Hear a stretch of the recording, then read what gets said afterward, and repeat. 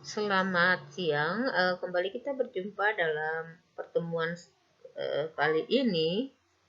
Sebelum kita mempelajari tentang konsep keperawatan pada masalah psikososial dan konsep perawatan jiwa pada gangguan orang yang mengalami gangguan, terlebih dahulu kita mempelajari model adaptasi stres.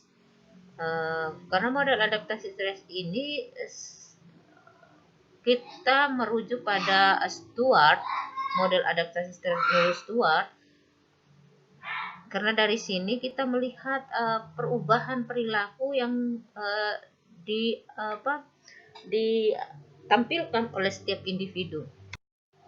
Pada kesempatan ini kita akan mempelajari tentang faktor predisposisi terjadinya gangguan jiwa, faktor presipitasi terjadinya gangguan jiwa, dan penilaian stresor, serta sumber-sumber coping dan mekanisme coping. Keperawatan kesehatan jiwa ini kita menggunakan model stres adaptasi ini dalam mengidentifikasi penyimpangan dari tiap perilaku. Model ini mengidentifikasi dari sehat sampai sakit dalam berbagai karakteristik karakteristik individu yang berinteraksi dengan faktor lingkungan. Model ini mengintegrasikan dari komponen bio, psiko, serta sosial dalam pengkajian keperawatan dan penyelesaian masalahnya. Dalam keperawatan jiwa, kita menggunakan teori perilaku sebagai ilmunya, sedangkan diri kita sebagai terapeutik atau alat terapi. Sebelum kita menjadi terapeutik, kita harus memiliki kualitas personal tertentu. Misalnya, kita harus ada panggilan jiwa untuk melayani sesama. Kita harus tahu bagaimana kita mengenal perasaan, bagaimana kita peka terhadap orang lain. Ini beberapa hal yang akan kita amati dalam model stres adaptasi stres Stewart. Stewart menurut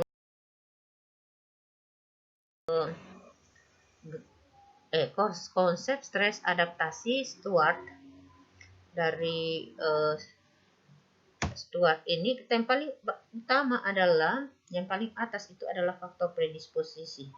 Yang di bawahnya itu adalah presipitasi. Predisposisi dan presipitasi ini sangat penting sekali kita pelajari dalam proses keperawatan kita. Kita harus bisa membedakan yang di bawah itu di bawah lagi presipitasi itu ada penilaian stresor. Terdiri dari kognitif, afektif, fisiologis, perilaku, dan sosial. Lalu sumber coping. Ada kemampuan personal, dukungan sosial, aset ekonomi, motivasi. Lalu mekanisme coping. Ada konstruktif, destruktif, dan terakhir respon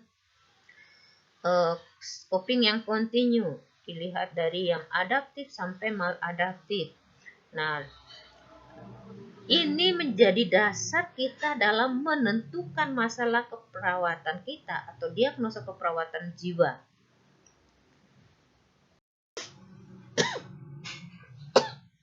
Kita lihat pertama dari faktor predisposisi.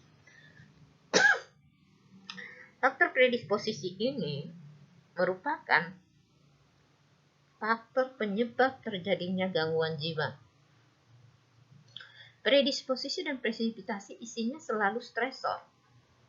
Stresor ini ada hal-hal yang stresor itu adalah hal-hal yang membuat stres. Apa bedanya predisposisi dan presipitasi? Pada waktu. Predisposisi itu terjadi lebih dari 6 bulan. Presipitasi kurang dari 6 bulan. Pada saat apa? Saat kita mengkaji. Mengapa kok 6 bulan waktunya? Karena berdasarkan penelitian, seseorang memiliki daya juang atau daya bangkit kembali dari keterpurukan akibat stresor.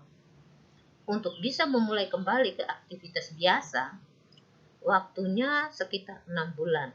Setelah 6 bulan ke atas itu dia harusnya kembali ke adaptif atau normal. Nah, faktor predisposisi terdiri dari biologis, psikologis, sosial kultural. Pada biologis, Nah, kita lihat segala sesuatu yang berhubungan dengan organ tubuh kita dalam kesehatan jiwa yang paling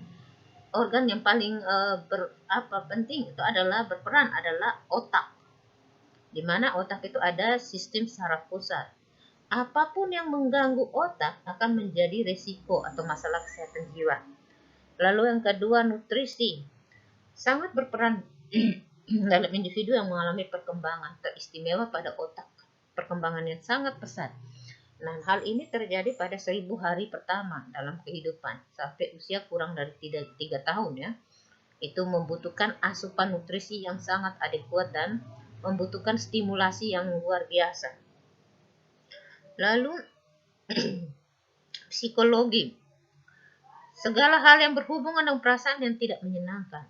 Ini berbeda satu individu dengan individu yang lain. Kita lihat pada intelijensi, kemampuan verbal, dan lain-lain. Terakhir adalah pola asuh.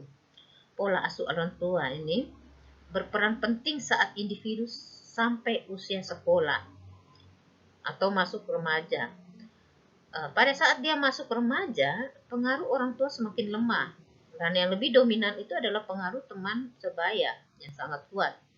Sehingga pola asuh yang pada saat sebelum remaja itu kurang tepat dan menurut anak itu akan membuat dia stres.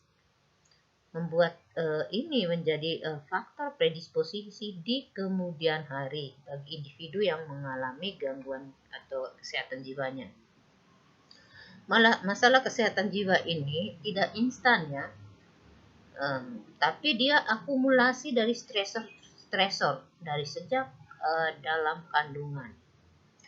Kita lihat di sosial kultural, usia, setiap tahapan usia itu ada tugas perkembangan. Nah, dari tugas perkembangan ini pasti ada stresor. Kita lihat keyakinan. Keyakinan ini bukan agama yang salah, tapi pemahaman yang salah terhadap sesuatu agamanya ya, bukan agama yang disalahkan, tetapi pemahamannya. Ini yang menjadi stresor. Nah, antara faktor predisposisi dan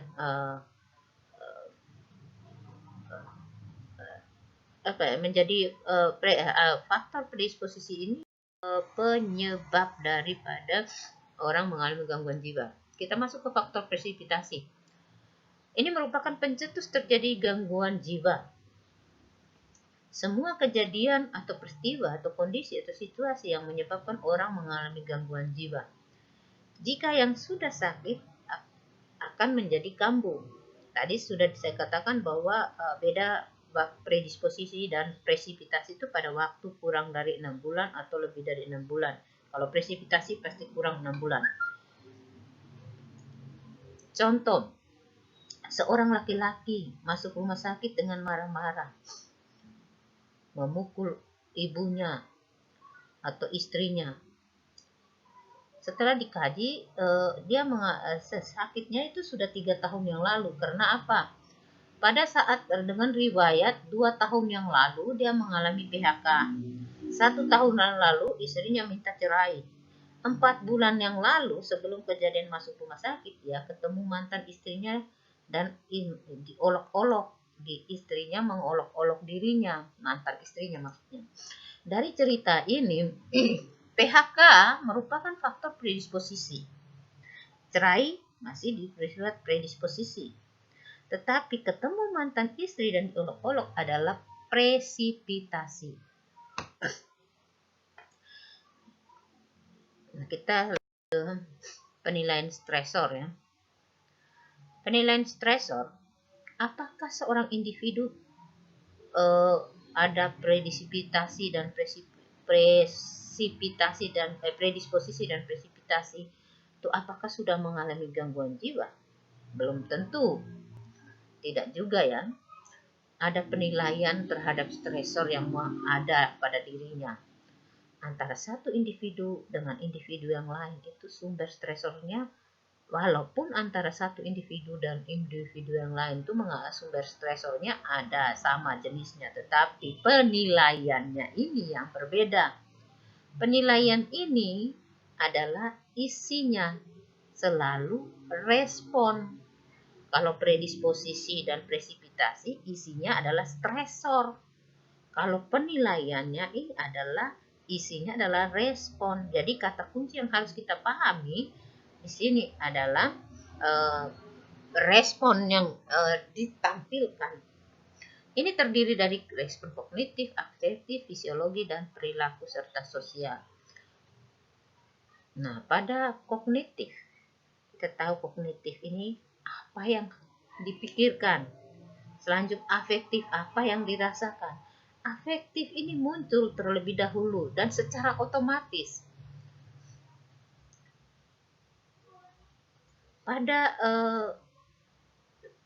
Setelah dia muncul afektif, baru dipikirkan apa yang ia pikirkan. Lalu fisiologi, perubahan fisik yang terjadi secara fisiologis sehingga menimbulkan suatu perilaku. Pengaruhnya pada perilaku seperti apa? Apakah ada pengaruh pada sosial, kehidupan sosialnya? Jadi penilaian atau appraisal stresor ini, appraisal stresor atau penilaian stresor ini kita sebut sebagai tanda dan gejala. Jika muncul dalam penilaian ada coping, ada destruktif, ada apa, berarti itu adalah kita menentukan copingnya itu ada adaptif dan maladaptif. Kalau copingnya maladaptif dan bersifat destruktif, maka kita menunjukkan gangguan, diagnosa gangguan. Jika di tengah-tengah, maka itu akan resiko dan atau masalah psikososial. Jadi kalau diagnosa pada orang sehat atau pada adaptif, maka itu akan memunculkan diagnosa sejahtera. Pada mekanisme coping ada fokus pada, ada tipenya, ada fokus pada masalah, ada fokus pada kognitif, ada fokus pada emosional. Nah, ini saya rasa sudah belajar pada kebutuhan dasar manusia, pada stres dan adaptasi lain. Selanjutnya itu coping. Kalau fokus pada masalah, melibatkan tugas dan upaya yang langsung untuk mengatasi ancaman. Contohnya ada negosiasi, ada konfrontasi, ada mencari saran. Kalau berfokus pada kognitif, ini seseorang mencoba untuk mengandalkan makna dari suatu masalah. Lalu dia menetralisir. Contoh, perbandingan positif, ketidaktahuan, selektif, substitusi, penghargaan, devaluasi objek yang diinginkan. Kalau mekanisme coping berfokus pada emosi, itu diorientasikan untuk mengurangi stres secara emosional. Contohnya, penggunaan mekanisme coping pertahanan ego seperti denial, supresi, proyeksi.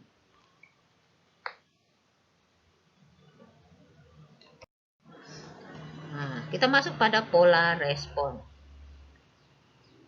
Sebelumnya, kalau sumber coping itu dalam kesehatan jiwa, kondisi jiwa seseorang itu bukan hal yang menetap ya, atau berada di titik itu saja atau statis. Contoh, seorang yang sehat jiwa, selamanya sehat jiwa, atau seorang yang mengalami gangguan jiwa, selamanya berada gangguan jiwa. Nah, itu tidak seperti itu. Di sini dia bisa bergeser dari tadi yang sehat, dia bisa ke masalah psikososial, bahkan kalau tidak teratasi maka dia atau dia tidak mengambil mekanisme coping yang konstruktif, maka dia akan bergeser ke arah gangguan. Tetapi pada saat dia berada di tengah, dia akan menggunakan mekanisme coping yang konstruktif, maka dia akan kembali ke arah adaptif. Jadi secara kontinu. Nah, ini pola respon. Pola respon ini kondisi kesehatan jiwa kita dimulai dari yang paling baik atau adaptif bergeser ke arah yang tidak baik, yang dinamakan kontinuitas. Sehingga kita dengan keyakinan bahwa pasien yang dengan gangguan jiwa dirawat dengan baik maka diharapkan akan sembuh. Sebaliknya, kita yang sehat jiwa, kita akan berusaha melakukan usaha untuk mempertahankan status sehat jiwa kita. Bahkan kita juga bisa meningkatkan. Jadi ada adaptif dan maladaptif. Prinsip. Nah, pada prinsip keperawatan jiwa ini, kita melihat perbedaan keilmuan antara keperawatan dan kedokteran. Ini dilihat daripada etiologi ini. Ini di atas ini disiplin ya, disiplin ilmunya, etiologi. Kalau dari keperawatan, kita lihat etiologi kita itu berada dari adanya kerentanan. Sedangkan pada medis itu dia melihat dari penyebab. Nah, pada pengkajian kita akan melihat faktor risiko. Faktor-faktor risiko dari kerentanan atau terpapar terhadap kerentanan. Sedangkan pada medis itu dia ada dilihat dari penyakit. Nah, diagnosa pun sama. Pada keperawatan kita dari respon manusia. Sedangkan pada kedokteran dia masalah kesehatan. Dan tindakan kita asuhan keperawatan atau keperawatan, care, sedangkan medis adalah pengobatan atau cure. Kita masuk pada tahapan treatmentnya. Nah, pada tahapan treatment ini, untuk memberikan treatment pada pasien, pertama, biasanya pasien datang dalam keadaan kritis ini, fase pertama, kritis. Setelah mereda, menurun menjadi fase akut, lalu maintenance atau pemeliharaan, lalu terakhir health promotion atau promosi. Pada tahap setiap tahap memiliki treatment, tujuan, pengkajian, dan tindakan dan hasil yang kita harapkan ini berbeda-beda. Misalnya pada tahap kritis, pasien baru datang. Tujuan utama kita adalah menstabilisasi kondisi pasien. Belum bisa kita memberikan pendidikan kesehatan ataukah mengajarkan bagaimana menurunkan gejala. Yang penting adalah di sini adalah keamanan pasien. Tercapainya kondisi pasien yang stabil. Sehingga kita perlu mengkaji faktor risiko. Faktor risiko apa saja yang kita kaji? Apa saja? Ya, bisa saja faktor risiko mencederai diri sendiri, lingkungan, orang lain. Lalu kita amankan. Misalnya di sekitar kita ada benda-benda tajam dan lain-lain, itu kita harus amankan. Sehingga outcome yang kita harapkan adalah tidak membahayakan diri sendiri, orang lain, dan lingkungan. Nah, sehingga manajemen lingkungan itu penting. Lalu tahap akut, pengurangan gejala, sehingga kita kaji gejala-gejala respon coping pasien itu sendiri. Nah, tindakan, kita merencanakan treatment yang baik pada pasien, memberikan contoh, mengajarkan kepada pasien. Nah, outcome yang kita harapkan adalah mengurangi gejala pada pasien atau penurunan gejala. Lalu tahap maintenance atau pemeliharaan ini penting. Pada tahap ini adalah tahap yang tenang. Tujuannya adalah recovery atau pemulihan. Kita kaji status fungsional, bagaimana pasien dapat melakukan ADL. Belum sampai belum sampai pada fase produktif, tapi yang paling tidak bisa ADL-nya terpenuhi. Sehingga intervensinya kita memberikan reinforcement terhadap hal-hal yang baik yang sudah dapat dilakukan oleh pasien dan melakukan advokasi kepada keluarga dan lingkungan, terutama ini kalau di rumah. Hasil yang kita harapkan pada tahap ini adalah peningkatan fungsi, terutama ADL-nya mandiri. Lalu tahap health promotion, kita harus berpikir ke depan. Jika pasien kembali ke masyarakat, ke rumah, kita harapkan bisa melakukan ADL secara mandiri dan juga bisa produktif kembali. Sehingga hasil yang kita harapkan, optimalkan kesejahteraan, meningkatkan kualitas hidup dan well-being-nya. Tindakan keperawatan adalah memberikan ide-ide, memvalidasi tentang apa yang bisa kita lakukan pada pasien agar dia bisa produktif kembali. Nah, tadi kita sudah melihat rentang respon yang dipaparkan oleh Stuart tadi. Pada saat terakhir pada kontinuitas itu ada adaptif dan sampai maladaptif. Jika kita berada pada adaptif, maka diagnosa-diagnosa yang akan muncul ini berdasarkan PONAS IPKJI. Sudah disepakati bahwa ada 8 diagnosa sehat, ada 3 diagnosa risiko atau resiko, dan 7 diagnosa gangguan. Ini khusus untuk nurse generalis ya. Untuk diagnosa sehat ini kita lebih mengutamakan berada di komunitas di mana kondisi sehat jiwa berkembang sesuai dengan tingkat usianya, sehingga diagnosa-diagnosa yang muncul pada diagnosa sehat jiwa adalah kesiapan perkembangan usia bayi, kesiapan perkembangan usia toddler sampai ke lansia. Untuk diagnosa risiko atau psikososial ada ansietas, ada harga diri rendah situasional, ada gangguan citra tubuh, ada ketidakberdayaan dan keputusasaan. Sedangkan pada gangguan jiwa itu ada HDR kronis, ada isolasi sosial, halusinasi, waham, perilaku kekerasan, resiko bunuh diri, dan defisit diri.